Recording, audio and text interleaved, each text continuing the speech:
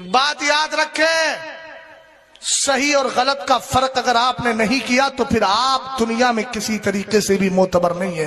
यार सड़े हुए सेब को, अच्छे सेब को हर आदमी अलग अलग बताता है कि नहीं बताता है।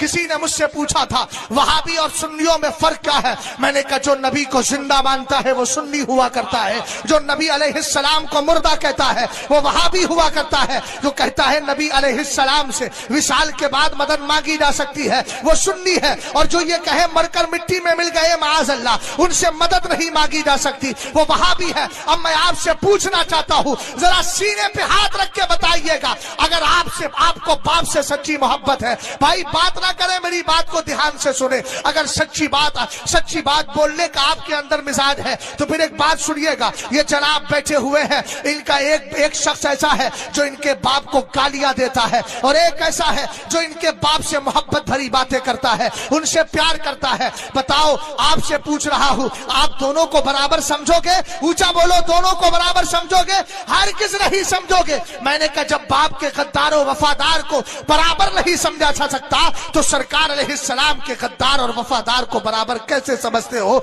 हमें तो कुरान ने बता दिया है, ला तजिदु कौमन युमिनूना बिल्लाहि वल यौमिल आखिर युवादूना मन हाद्दल्लाह व रसूलहु वलौ कानू आबाअहुम औ अबनाअहुम औ इख्वानहुम औ अशीरतहुम उलाइका कतबा फी कुलूबिहिमुल ईमान। 28वां पारा है, सूरह मुजादला है, सबसे आखिरी आयत है। अल्लाह ने इरशाद फरमाया था, महबूब सुनो सुनो, जो ईमान रखते हैं अल्लाह और कयामत पर, आप उनको ऐसा नहीं पाओगे कि एक तरफ वो तुमसे और मुझसे मोहब्बत भी रखे और दूसरी तरफ मेरे और तेरे दुश्मन से दोस्ती भी रखे, अगरचे वो दुश्मन उनका बाप ही क्यों ना हो, उनका भाई क्यों ना हो, उनका खानदान का क्यों ना हो, रिश्तेदार क्यों ना हो। हमने कहा याद रखो, अगर ईमानी रिश्ता टूटता है तो खूनी रिश्ते की कोई हैसियत नहीं रहती। अगर अब भी नहीं समझ पाए हो तो जरा कुरान पाक के 12वें पारे को उठाओ। हजरत नूह का बेटा सगा बेटा था, लेकिन जब हजरत नूह के साथ कश्ती में सवार नहीं हुआ, अल्लाह रब्बुल इज्जत की बारगाह में